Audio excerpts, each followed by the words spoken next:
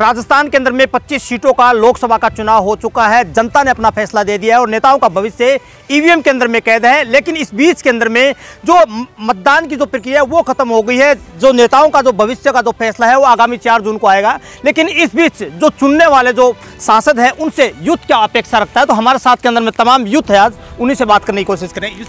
Yes भाई, सबसे पहले बहुत बहुत स्वागत आपका बहुत बहुत धन्यवाद। जैसा कि आपने आज जो युवाओं की चौपाल रखी, इसका मतलब मुझे लगता है कि लोकतंत्र की मजबूती के लिए आपका जो प्रयास है वो सराहनीय है, क्योंकि आप युवाओं की आवाज़ है वो कहीं ना कहीं पहुंचाना चाह रहे हो। मेरा यह मानना है कि युवाओं की आवाज़ संसद तक पहुंचेगी कैसे? हमारे सांसद पहुंचाएंगे। आज हमारे देश में 543 जो सांसद है वो चुन करके जा रहे, लेकिन हमारे यहाँ के जो सांसद है वो कहीं ना कहीं हमारी क्षेत्र की आवाज़ को वहाँ एक पूरी मजबूती के साथ उठाए तो बदलाव आ सकता है। कहीं ना कहीं हमारे वागड़ क्षेत्र में देखें तो यहाँ आज भी मूलभूत सुविधाओं से ये क्षेत्र है वो वंचित है। यहाँ देखें शिक्षा की अगर बात करें तो यहाँ कोई ऐसी हायर एजुकेशन के लिए कोई ऐसी विश्वविद्यालय तो खुला है, लेकिन उतने जहाँ तक हमको आगे जाने की आवश्यकता है, लोग आज भी जो शिक्षा के लिए वो बाहर पलायन कर रहे हैं। तो कहीं ना कहीं बहुत बड़ा प्रश्न चिन्ह की विषय। दूसरी बात, हेल्थ सिस्टम। हमारे यहाँ बांसवाड़ा संभाग है जो इतने 3 जिलों का जो प्रतिनिधित्व कर रहा है, लेकिन आज भी हमको जो स्वास्थ्य के लिए वो उदयपुर, अहमदाबाद और बड़े बड़े शहरों में जाना पड़ रहा है। तो कहीं ना कहीं ये प्रश्न चिन्ह है। तीसरी बात, रोजगार की आ रही है। हमारे यहाँ के जो जनजाति समाज के जो लोग हैं वो कहीं ना कहीं उनको रोजगार के लिए पलायन करना पड़ रहा है। तो क्यों ना हमारे यहाँ एक ऐसा स्टार्टअप खोला जाए, यहाँ से स्किल डेवलपमेंट सेंटर खोला जाए, जिससे यहाँ के जो युवा हैं, यहाँ के जो लोग हैं वो कहीं ना कहीं रोजगार के लिए पलायन नहीं करें। चौथी बात, बड़ी बात यह आ रही है कि कहीं ना कहीं आज भी हमारे ग्रामीण क्षेत्र में जो सड़कों की कमी है वहाँ उन्होंने रोड्स तक की नहीं देखी है। तो इस समय क्यों ना हम ऐसी इंफ्रास्ट्रक्चर डेवलपमेंट किया जाए जिससे उनको जो वंचित हैं उन वंचित जो विकास है उसको विकास की धारा में लाया जाए। और इतना ही कहना चाहूँगा कि सर्वांगीण विकास को प्राथमिकता दी जाए और हमारे वागड़ क्षेत्र का समुचित विकास हो, यही कहना चाहूँगा। तो युवा जड़ से जगत तक की बात करना जानता है और वागड़ का युवा है वो कहीं ना कहीं अपने सर्वांगीण विकास की बात करना भी जानता है। और इसीलिए किसी ने क्या खूब कहा है कि सफ़र में दुप्त होगी, जो चल सको तो चलो, सभी है भीड़ में शामिल, तुम खुद निकल सको तो चलो, और किसी के वास्ते राहें क्या बदलती है, तुम खुद अपने आप को बदल सको तो चलो। तो सभी युवाओं की तरफ से आप सांसद जो भावी हैं उनसे क्या अपेक्षा करते हैं, क्या उम्मीद करते हैं? सबसे पहले तो मैं एक सुझाव भी दूंगा और अपेक्षा दोनों की बात करूंगा। सुझाव मेरा ये है कि जैसे कि हम सांसद बनते तो हमारे देश की संसद में 543 सांसद बन करके जा रहे हैं निर्वाचन होकर के। आप सोच सकते हो कि उन 543 सांसदों के पास नए नए विचार है, नई नई उम्मीदें, वो अपने क्षेत्र में किस तरह कार्य कर रहे हैं। सभी के अंदर एक कंपटीशन की भावना, डेवलपमेंट की भावना है। तो आप उनके विचारों को भी सुनिए, वो क्या अपने क्षेत्र में कर रहे हैं, उन क्षेत्रों को अपने क्षेत्र में बदलाव ला सकते हैं। दूसरी बात यह है कि एक युवा नीति तैयार करने की आवश्यकता है। एक ऐसा मसौदा तैयार करना है जैसे कि हमारे जो भी सांसद बनेंगे उनको क्या करना है कि अलग अलग जो इंस्टीट्यूट है शिक्षा के, उनमें आपको एक डॉक्यूमेंट्री बनानी है कि हमारे वागड़ में क्या क्या संभावना है और क्या क्या हम कुछ बेहतर कर सकते हैं। इससे क्या युवाओं की नई नई सोच मिलेगी, नए विचार मिलेंगे। सबसे बड़ी बात है कि हमारे वागड़ में स्किल डेवलपमेंट सेंटर की कमी है, हमें स्किल डेवलपमेंट सेंटर पर फोकस करने की आवश्यकता है। आप सोचिए, हमारा वागड़ क्षेत्र दक्षिण राजस्थान जिसको चेरापूंजी कहते हैं, यहाँ पानी की कोई कमी नहीं है, यहाँ माई माँ है हमारे यहाँ संसाधनों की कोई कमी नहीं है। आप सोच सकते हो तो उन संसाधनों का बेहतर प्रयोग कैसे कर सकते हैं? रोजगार की शिक्षा के लिए हम क्यों ना ऐसे सोचें कि हमारे ऐसे शोधार्थी तैयार करें जो जनजातीय विषय पर शोध करें। आज आप सोचिए, मुझे दुर्भाग्य की बात है, आज जनजातीय समाज की हम बात करते हैं तो आज हमारे जो राजस्थान का जो जनजातीय समाज का इतिहास है वो केवल जब भी भारत के इतिहास को पढ़ते तो वो 4 पन्नों में सिमट करके रह गया है, और उसमें भी वागड़ का इतिहास पढ़ते हैं तो वो केवल 2 पंक्तियों तक सिमट करके रह गया है। क्यों ना हम ऐसा म्यूजियम बनाएं ताकि हमारे यहाँ जनजाति म्यूजियम बने, टूरिस्ट प्लेस बढ़े, संभावना बढ़े, चाहे वो चाचा कोटा हो या केबी हिल्स हो, कई सारे ऐसी संभावना है। इससे नए नए रोजगार मिलेंगे और ये रोजगार की जब शिक्षा मिलेगी तो यहाँ के युवा हैं वो पलायन नहीं करेंगे, क्योंकि पलायन की जो समस्या है उससे रोजगार नहीं मिल पा रहे। तो हमारे क्षेत्र में सबसे बड़ी सुविधा शिक्षा, चिकित्सा और रोजगार, और ये मूलभूत सुविधाएं। आज हमको दुख, और आज हमको कोई अगर हम जो जितने युवा खड़े, आज किसी को कोई समस्या हो स्वास्थ्य से रिलेटेड तो उसके पास उसको कहाँ जाना पड़ेगा? वो उदयपुर, अहमदाबाद पहुँचेगा। सबसे बड़ी सुविधा हमको हेल्थ सेक्टर पर काम करने की आवश्यकता है और शिक्षा में आगे बढ़ने की आवश्यकता है। आप शून्य है।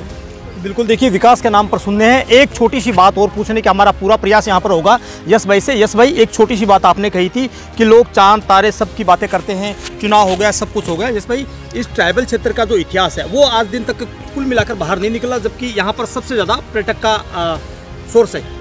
देखो, मैं तो अभी कल एक कार्यक्रम में जाकर आया गुरु गोविंद जनजाति विश्वविद्यालय में ट्राइबल के ऊपर, तो मैंने वही कहा कि जनजाति नायकों के समर्पण का आगाज लिखने जा रहे हैं हम समय की मांग पर वागड़ का इतिहास लिखने जा रहे हैं। आज जब हम भारत का इतिहास पढ़ते हैं तो हम राजस्थान के जनजाति समाज केवल 4 पन्नों में सिमट करके रह जाता है, और उसमें भी अगर हम वागड़ के जनजाति समाज का इतिहास पढ़ते हैं तो केवल या 2 या 4 पंक्तियों में सिमट कर रह जाता है। क्या हम उतने देर तक ही बने? हम क्यों ना ये सोचते कि आज़ादी के लिए स्वतंत्रता संग्राम के जो हमारे जो नायकों का योगदान है वो अविस्मरणीय है, अकल्पनीय, अविश्वसनीय। तो उनके योगदान को क्यों ना हम उस पन्नों पर उकेरा जाए। आज हमको म्यूजियम की ऐसी आवश्यकता है जिससे हम जो वागड़ का इतिहास है वो विश्व पटल पर ले जाए।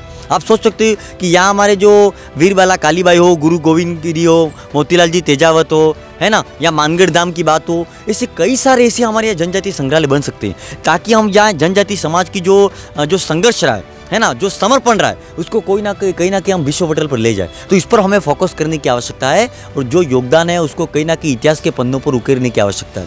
दूसरी बात, यहाँ हमारे संसाधनों की कोई कमी नहीं है। वागड़ क्षेत्र में अपार संभावना है। ये जनजाति नायक हैं वो कहीं ना कहीं हमारे लिए प्रेरणा स्रोत है।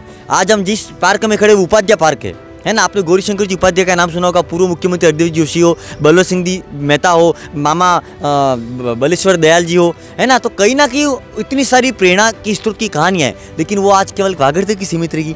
ये मुझे बहुत बड़ा प्रश्न चिन्ह है। हमें इस पर फोकस करने की आवश्यकता है।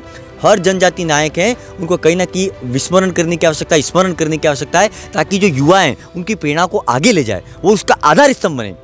और लोग हैं वो यहाँ म्यूजियम देखने के लिए आए, विजिट करने के लिए आए, और वागड़ की संस्कृति को, वागड़ के पहनावे को, वागड़ के जो कल्चर है उसको जाने।